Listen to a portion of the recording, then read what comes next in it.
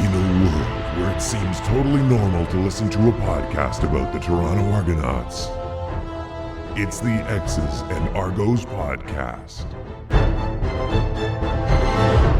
Welcome to the X's and Argos podcast, brought to you by Funny Bone Broth. My name is Ben Grant. I'm joined as always by JB. How you doing, JB? I'm well. Excellent. So we've got a few things to talk about today. We were going to focus on running backs today. That was sort of always going to be our primary focus of conversation today. But there have been a few news stories that came up throughout the course of the week that I thought we should address first. So last week, one of the stories that came up was that the league was offering a proposal to the Players Association yet again with a proposal of a pay cut. But this one's a little different. And it was one that I found to be far more polarizing than the others. So just to give you sort of the Coles Notes version of it, essentially they said, we want to play an 18-game season, so a full slate. But for every game in which fans are not permitted, players will receive a 20% pay cut. So basically they'll be paid 80% of their game check for games in which there are no fans allowed.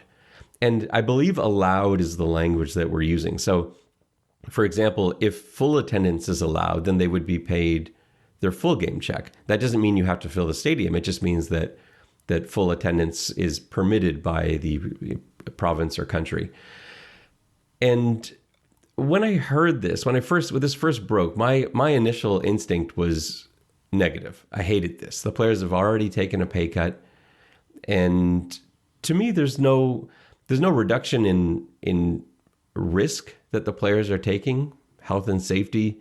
There's no reduction there. You're not at risk of 20% less risk of injury or 20% less rehab that you're going to have to do to get back if you get hurt. So to me, I hated it from the beginning. What was your initial thought when you heard this? Well, it is this is a long-standing labor union quandary. The employer comes to you with claims of poverty and that things cannot continue at the current rate, and that the factory or the plant or the store will be closed if a cut is not made. And then labor has to decide whether to accept that as the truth and whether to give in and give up some of their collectively bargained money. I don't know if there's a right answer. I think that, on one hand, it seems on its face logical that you might have to take even a bit more of a cut to run, simply because the CFL is not a cash-rich league. So it is a little more believable that the owners are losing money in the CFL. Obviously, this would be a different argument if it were the NFL or Major League Baseball. So on that hand, I think that certainly the union should look at the numbers that are being provided. I think that's always a big question, that it's one thing for an owner to say we don't have any money. It's another thing for them to show it. So certainly that would be taken into account in terms of sharing their numbers with the labor union so they can make a reasonable decision. It seems complicated to me. What if fans are allowed in some stadiums and not in others? Do only some of the players take a 20% cut? And that's an interesting one, and I'm sure there's going to be language in there for that. I would assume that whichever team is responsible for the gate, that team would be getting a cut if there are no fans allowed. I would assume that would be the case. Are you going to have a situation where fans are allowed in Winnipeg, so when teams play Winnipeg, they don't take a 20% cut, but when they play other teams, they do? So I don't think that's going to be the scenario. I think in that case, I think the Winnipeg players in that case would get 100% of their game check, and the other team wouldn't. That's my thought. that's a problem. I mean, that is an inequity because you have different provincial rules and different provincial laws. I don't see how that's workable, that some teams will get their full check and some teams have to take a 20% cut, and these teams are going to play each other. I don't see how that's a starter. See, for the record, and I think it's pretty clear already, but I'm against this. I think the players, I know this is probably a jumping off point to start negotiations, and maybe the players can come back with, well, what about 10% instead of 20, which I think I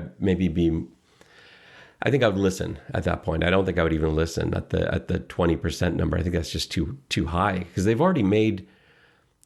already been cuts and they've already renegotiated this several times over. This isn't new. It's not like the pandemic just began and like, oh man, what are we going to do now? This is old. They've been to the table many times about this and had settled on things.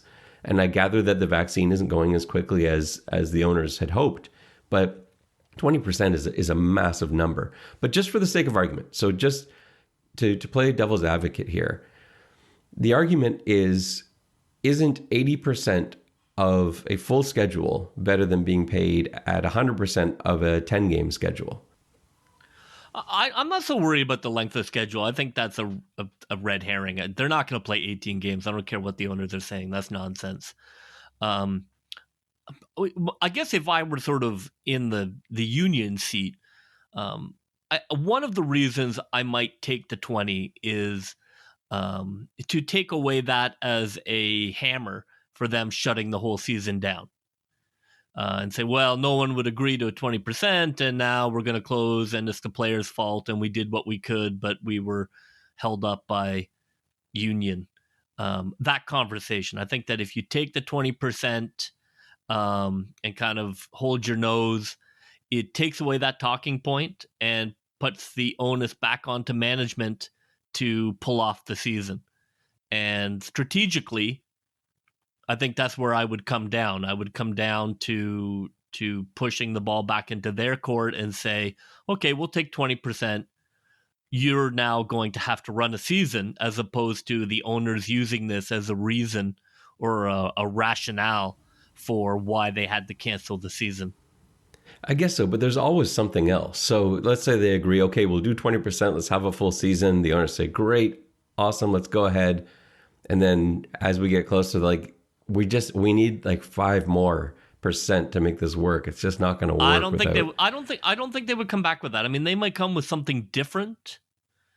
I don't know. It's a tough conversation. I mean, I'm a union man through and through, but also you have to look at the leverage. I mean, are you going to be left standing with nothing? It's not like you're necessarily having a fair conversation with the employers, and that everybody is being open and honest. And, if you push the owners and they take their ball and go home, then what do you have? Then you've got 100% of nothing. And I think that that's always a factor in these conversations. Is it isn't necessarily a good faith discussion or negotiation. And you got to be wary about overplaying your hand. And, in a perfect world, this is a 50-50 conversation, but I don't think it is. I think the owners have all the leverage. And, if owners are fine with not having a season, that really puts the players in a tough leverage position. I think you got to be careful about acting too tough when you have so little leverage. Let's transition into some news that broke yesterday, and I'll use the definition of the word news maybe a bit lightly. So yesterday, Lisa MacLeod, the Ontario Sport Minister, was asked about the CFL playing in 2021. I'll read you what she said. So she said, they have proposals in, I believe, at the health table right now. We've made provisions for professional sports in the past, so I can see that if we get to a stage where they can safely return to play, that I could be optimistic there. Is she saying anything? No, it's not her decision to make. I don't know what she's talking about. They approved the Blue Jays and then the feds overruled them. I don't think the provincial government is going to weigh in on this. Now, maybe they do because nobody's coming up from the States. Maybe the provincial government will decide. if there's professional sports as opposed to the feds because there's no border issue. So I'm not sure of the of who has jurisdiction there. It's certainly better than if she had said, "Well, no, this isn't going to work." Yeah, I think I think they would like to have a season. I don't think Ontario certainly is going to approve crowds. So, from that perspective, it's not what the CFL wants. I don't think there's any chance Ontario approves crowds. It's a scary thing because you've got a third of the league's teams in this province. And so, if they say, no, no fans at all for the whole season, that's a pretty big chunk. I don't see how we could go from, there's nothing really to suggest that they're going to let crowds. We haven't seen crowds being invited to anything in Ontario. So I would find it difficult to believe that they're going to suddenly approve large outdoor crowds. Who knows how different the world will look if there's some vaccination. But even the vaccination, right? We're still only going to be one shot in at best this summer. So we're certainly not at a 2-shot scenario. So I think the summer will be status quo, and they might get the okay to play in an empty stadium. I think that's probably on the table, but I wouldn't think there's much more than that. And the last piece of news I wanted to get to is something that The Rock tweeted on Saturday. So there was a lot of conversation going on because, again, people don't know what to make of this XFL, CFL talks. They still haven't really come out and said anything. It's been very cryptic. Obviously, there are non-disclosure agreements that have been signed by pretty much everybody that's involved in talks because nothing is leaked. We've got nothing at all. And people started speculating that, well, maybe this is going to be a season that's split up. Maybe players will be allowed to play for both leagues. Maybe there'll be an XFL time and then a CFL time. Maybe there'll be something in between. Maybe this is stretching football out to be a year-round thing, or essentially any month when the NFL is off. That was speculated as well. And so people started getting pretty wild with what this might look like. And The Rock chimed in here, and I'll read you what he tweeted. He said, "We'll figure out a smart season that'll create phenomenal opportunities for players and be the best experience for fans. I played ball for years and wrestled 280 plus nights a year for years, so I know the value in smart scheduling and recovery." Now, I assume when he's talking about wrestling 280 plus nights a year, I assume he's talking about that as being a bad thing. And he knows, like, this is not something that we want to get into. I assume he's not saying, look, I did it. I know how to rest and recover. We can manage it. To me, that's a tweet that shoots down the idea of players playing longer than they already are in a very long CFL schedule. I can't imagine that anybody would want more than 18 games. I mean, it doesn't make any sense. Like, what could you possibly achieve? I mean, I think as a league, if anything, you would want less games to try and magnify the importance of every game.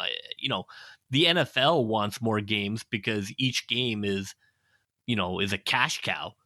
But I can't imagine, this startup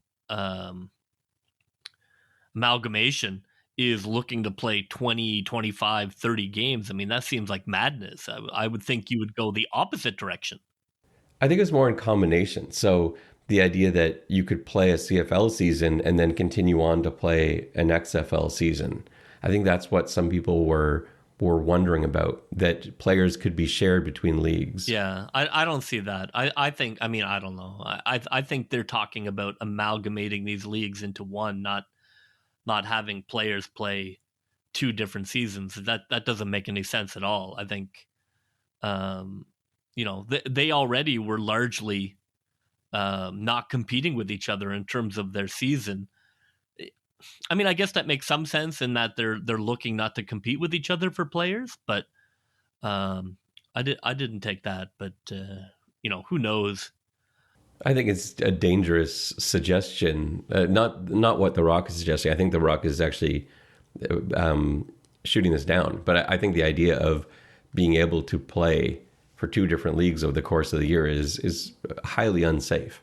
Yeah, even 18 games that the CFL plays right now is too many, in my opinion. I think that football is at the professional level a highly dangerous sport.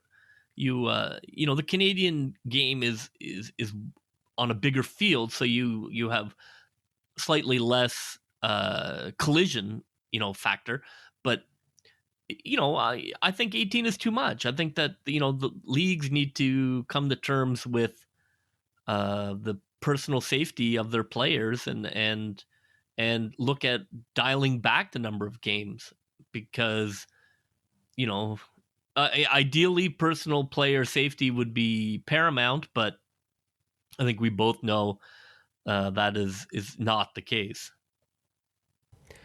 All right, let's get on to the Argonauts running backs, and I think that's going to serve as sort of the heart of the episode today. I'm pretty excited about this one. I've been watching a lot of running back film, which is it's actually one of my favorite positions to grade on film, because it's so much easier than trying to grade a corner or a receiver where they may not factor in on every play. They may not even be on the field that much. I find running backs much easier. You know exactly where they are. You know exactly what they're contributing on every play. And so what I wanted to try and do is really focus in on 6 guys. I think it's a given that Pellerin and Cross are going to be on the team. They're going to be our fullbacks. Pellerin basically replacing Regis Sibassou from last year, Cross being Cross. And I know Pellerin's still listed on the Argos roster as a running back, and Cross is listed as a fullback. I can't see how Pellerin is going to be anything other than a fullback on this team. He is the replacement for Sibassou, and he's basically a clone of Declan Cross. So those guys are fullbacks in my mind. They're on the team. Asnel Robo, I believe, is also on the team. He's our only global player at the moment. And so I want to keep him out of this conversation as well. Those 3 guys are on the roster. Let's look at the other 6. So for starters, you've got 6 guys competing for how many spots? Like, what are we talking about here, do you think? I think with the number of wide receivers they have, I'd be shocked if they kept more than 3 running backs to go along with the 2 fullbacks, because I think that might even be high. Yeah, I mean, maybe. It really depends on what they can come up with. I think they're going to want to keep a lot of receivers, and you're going to have to pay for that somewhere. Yeah, maybe they go 2 running backs, 2 fullbacks. To give you some context, Calgary, for most of 2019, had about 5 running backs on their roster. They didn't all dress on game day, but they had 5 running backs on their roster, and they were largely used as special team contributors. You basically had 2 guys that were carrying the ball, and the rest were used on teams when they were active, when they were dressed. The Argos basically went to war with 2 running backs on their dress roster, and they often had 1 other on the roster, so 3 total rostered, but only 2 that would actually dress on game day. I'm talking about just the running back position. It's 4 if you include Sibassou and Cross, but just talking about primary ball carrier. So that was basically Wilder Jr. and Rainey, and then later on in the season when Ouellet arrived, they expanded that to 3. So that's typically what it looks like. So I think we're talking about, of these 6 guys, I think we're talking about 2 or 3 at most that are going to be on this roster. If you look at the Americans, the NFL guys, right? You look at Sankey and Williams and Dixon. Are those guys going to be special teamers? I don't know. And I think that also factors in. I think that it's tough to keep a running back who is not a special teamer. Well, most of these guys aren't going to be special teamers. No. Like, of the 6 guys we're talking about, and to lay it out here, so we're talking about Bishop Sankey, AJ Ouellet, John White, Matt Colburn II, Carlos Williams, and who am I missing here? Dixon. So of those 6 guys, is Kenneth Dixon going to play special teams? Bishop Sankey, Carlos Williams? It's really just going to be, like, I could see Colburn playing special teams. I could see AJ Ouellet playing special teams. I'm not sure the other 4 guys are going to see any time on teams. Well, I think with those 3 Americans, I mean, if you look at Williams, Sankey, and Dixon, I think only one of them make it. I think they bring in all three, see if there's any tread left on the tire, but I don't think there's any chance more than one of those guys makes the team. And when you're saying Americans, you're meaning like Yeah, the former NFL NFL guys. I know there are lots Yeah, of because Americans. these guys are Yeah. all No, Americans. I know.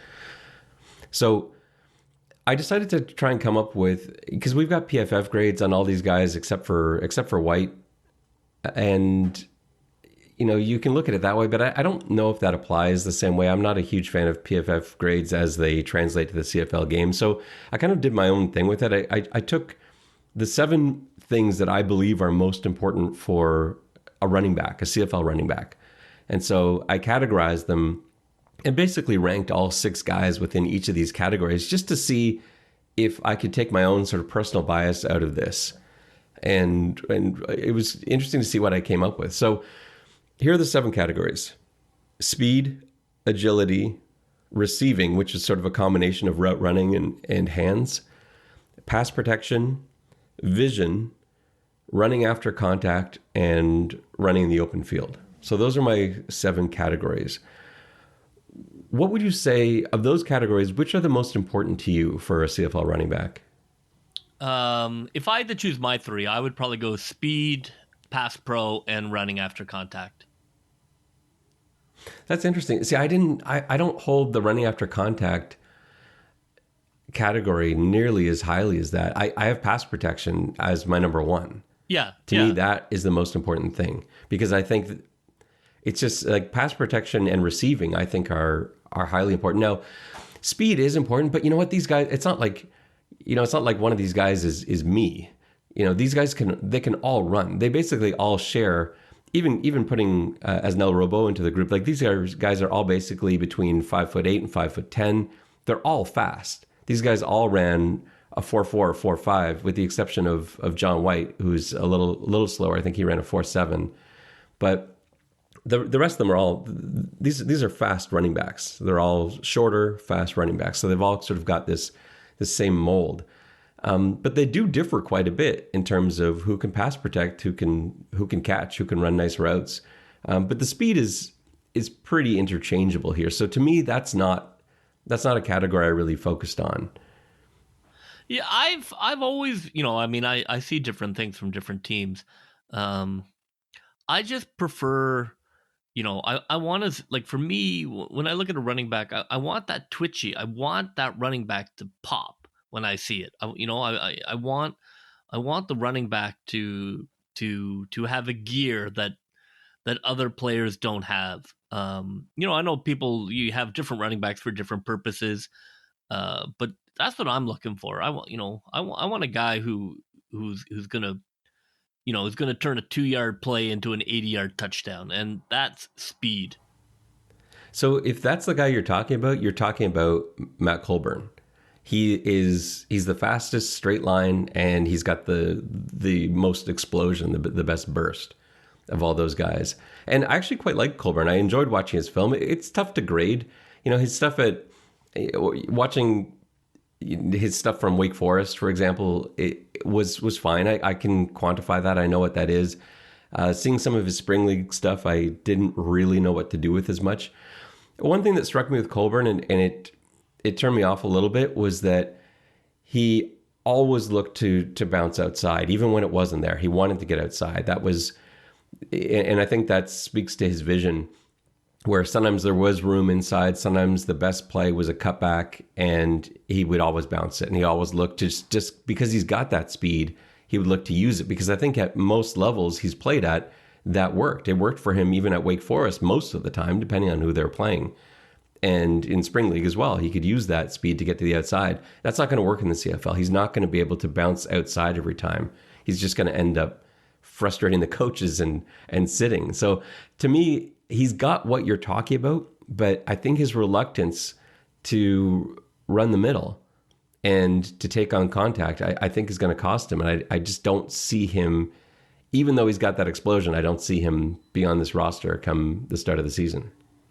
Yeah, I mean, I think for sure you're looking to pick complementary backs, and so I would hope out of those backs that we don't need 3 guys who all do the same thing. You can have to me, you can have an inside runner and you can have a bouncer, and you have a pass catcher. And, people are like, oh, well, they're going to key on that.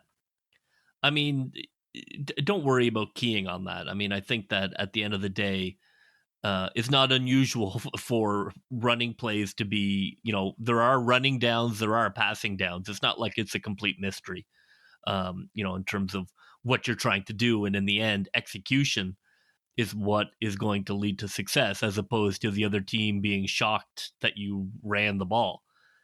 So that would be my take, is I would hope that their three backs each possess one of those three skills and therefore are complementary to each other. And whether that tips people off to plays, I don't pay that much mind. So if we're talking about the after contact running up the middle, that's Carlos Williams. He's by far the best at that. He doesn't even know there is an outside the hash marks. When he gets the ball in his hands, he goes. Now, he doesn't have that vision. He doesn't play the position that long, right? He was a safety that converted to running back. He saw tremendous success in Buffalo, but I'm not sure how much of that would have sort of been long term.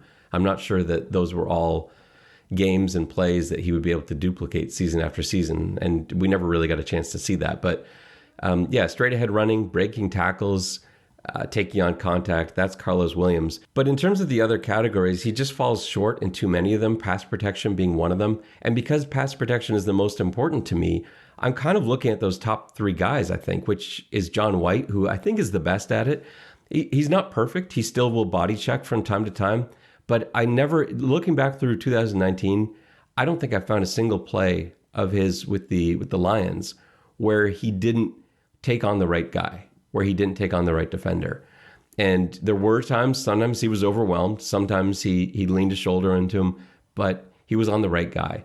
And if you look at the fact that we've got Coach Jackson, who has, he's the guy that brought him in. Jackson's coming to us from BC. He knows what White brings, and he's a former quarterback, so he knows how important pass protection for a running back is. I think White has to be in the conversation because of those things. Now, he doesn't have the same speed, the same top end, or the same explosion that some of these other guys have. But again, I think I think the difference just is pretty small. He's a decent receiver, and that pass pro for me puts him up there. So he would be in my top three based on pass protection and hands alone. Yeah, I mean, and again, I'm not worried about tipping passing plays. Put the guy in who can pass pro and, run the play, and, you should be able to do what you want to do. So I'm not worried about all three backs having equal pass pro ability. I think that's, I wouldn't chase that. Yeah, I agree. I mean, for me, it's White, Dixon, and Colburn. Those would be my three if I had my druthers. I think they complement each other, and I think it's not a bad group. It's not a strength. I think wide receiver is deeper than running back is, but I can get with that trio. I think for me, if I was trying to pick three, I think White and Sankey are both in there for me, and I think my third is Willett. Those are my three top backs in terms of pass protection. Now, that's not what my chart showed me. My chart showed me that I should want Sankey first, Dixon second, and Willett third. Tied with Colburn, actually, Willett and Colburn. So between those four, Ouellette's interesting. Suppose. But who? So you would take Ouellette over Colburn? I would, only because, and Colburn's pass protection is actually pretty good too. It's such a tough thing. Ouellette, when you go back and watch his Ohio stuff, it's really good. He does a little bit of everything. There's nothing he doesn't really do well. I guess running in the open field, maybe that would be it. But he runs really well after contact. He's a tough runner, but he will bounce it outside from time to time. He's got very good hands. He only really ran short routes at Ohio. He wasn't going downfield. He wasn't lined up in the slot a lot, like the same way that we saw with Dixon or Colburn or even Sankey, where they were giving him real receiver opportunities. But in what he was given, those swing routes, those flat routes, those Texas routes, he's good. He basically runs the same routes that we see John White run, and he does that well. And the speed's there too. He's fast. He's way faster than I first realized, because I'd only really seen him prior to looking at all this film as an Argo, and he just didn't have much blocking in 2019. He didn't have that many carries, but he never got a chance to really show that explosion, to show any burst, because he was getting hit at the line of scrimmage more often than not. So that really surprised me. He's fast. He's agile. He's got good hands. He's probably the third best pass protector. And, he doesn't do as well with vision, doesn't do as well with running the open field, but he's tough, and he doesn't fumble, which I think is big too. And that's something that we can't necessarily say for Dixon, for example. Yeah. To me, I see that competition being Dixon or Ouellette. For me, I would maybe keep Ouellette over Dixon potentially. I would see that as that they're closer to, like, in my plan to sort of have complementary backs. I might see those two fighting for the same spot.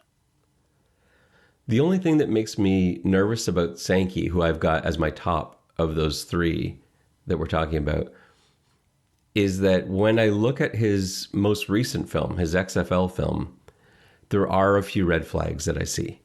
He still does, his choices are all correct. His pass protection is only behind John White, in my opinion. He's always on the right guy.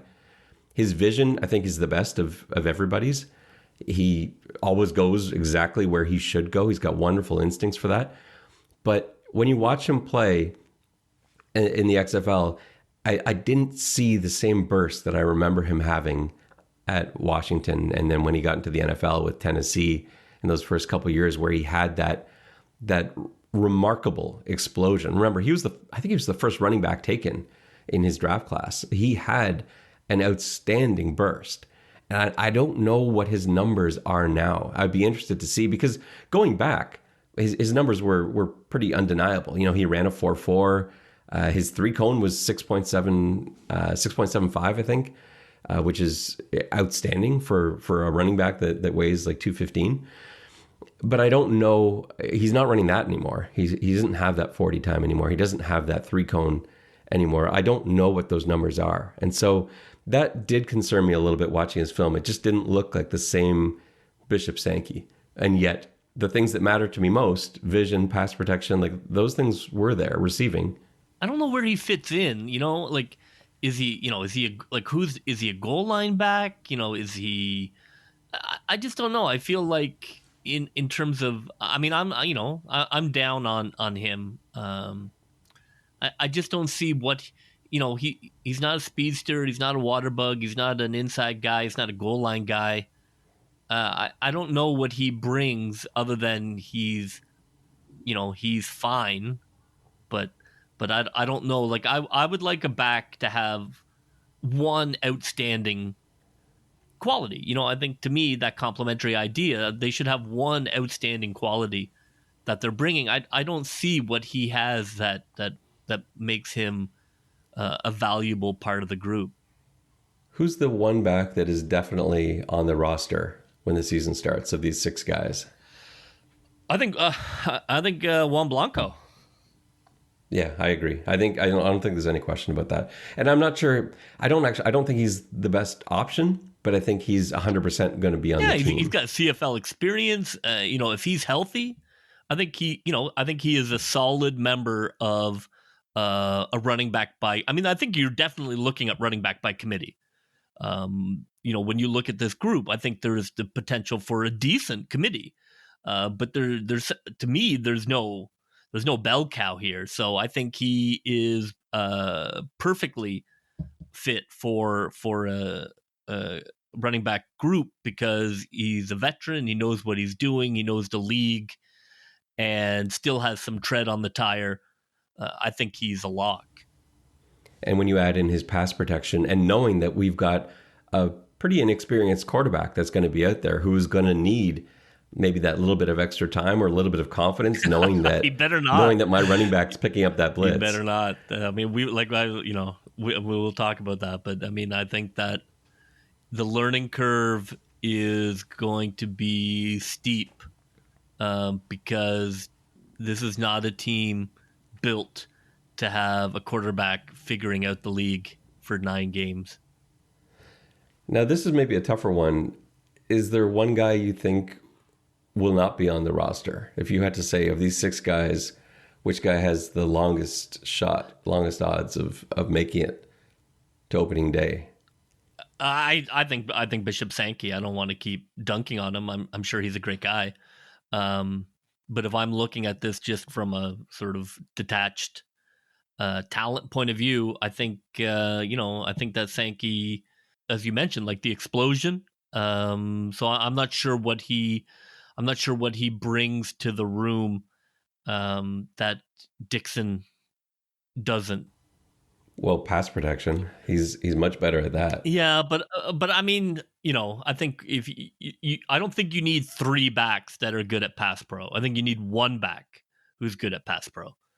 And I guess that's a philosophy thing. Like that's sort of, looking at this chart, it's, what do you believe to be the most important? And so, yeah, for you, you're right. If you want one guy that does this well, one guy that does this well, then yeah, for sure. Because Sankey he's not at the top of most of these. Actually, I don't even know if I have him at the top of any of these charts, but he's like second or third on pretty much every single one. And so that's why he ended up with the most points for me. But they're in your philosophy of you want one guy that does this really well and one guy that does this really well. Sankey doesn't add up for you. I mean, the guy's obviously a professional and he's been around, so I'm probably underestimating his ability to get it done and to have the coaches love him. I think something in his favor is I think he seems like a really good guy. Watching his interviews, he's a team first guy. He's bright. He's very aware of the game plan. He knows what his role is out there. I think those are important things. But also, let's not forget, he was brought in after Pinball and Murphy came in. So he was not only brought in by them, but retained and re-signed by them. So they obviously see something in him that they like. They had a chance to see him work out. They had a chance to see him up here in Toronto. He didn't dress. He didn't get out on the field, but they saw what he could do, and they chose to bring him back. And so that vote of confidence there, to me, means that I think his chances of being there on opening day are I think more likely. Because again, he would be 100% one of my top 3. I might even have him as my top guy between he and White. And I know we're talking about kind of the same guy, but to me, that's more my philosophy, where I kind of want my running backs to be able to step in for the other without any kind of drop off. I'm not looking sort of for the 3 different skill sets that you are, but we just differ a little bit philosophically there. So I think the one guy to me that isn't going to make it is, I think it's Williams. I think it's Carlos Williams for me. And it's just because I found him at the bottom of so many of these categories. I really like him. I think he's very exciting. I love watching him run straight ahead. I just think that's not so much of what we look for. Like, other than short yardage situations, is, how often are you looking for that 3-4 yards and a cloud of dust in the CFL? It's just not the style of play. And I think if I'm putting together an NFL team, then yeah, he's at the top of my list of all these guys.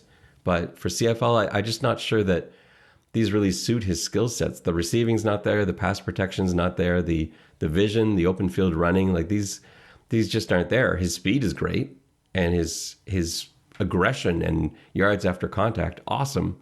But I'm not sure that that's what this game is about. Well, that will just about do it for us today on the X's and Argos podcast. A reminder again to please rate, subscribe, so it shows right up there on your phone, and tell all your friends about it, especially now as we get closer to the season. I know you guys are always going to be there, off season, regular season, whatever. But now that we start getting closer and closer to the season, I think now's the time to start telling your friends, hey, it's time to start figuring out who this roster is, who we're going to see out there on our TV sets at the very least, and maybe in person, we'll see.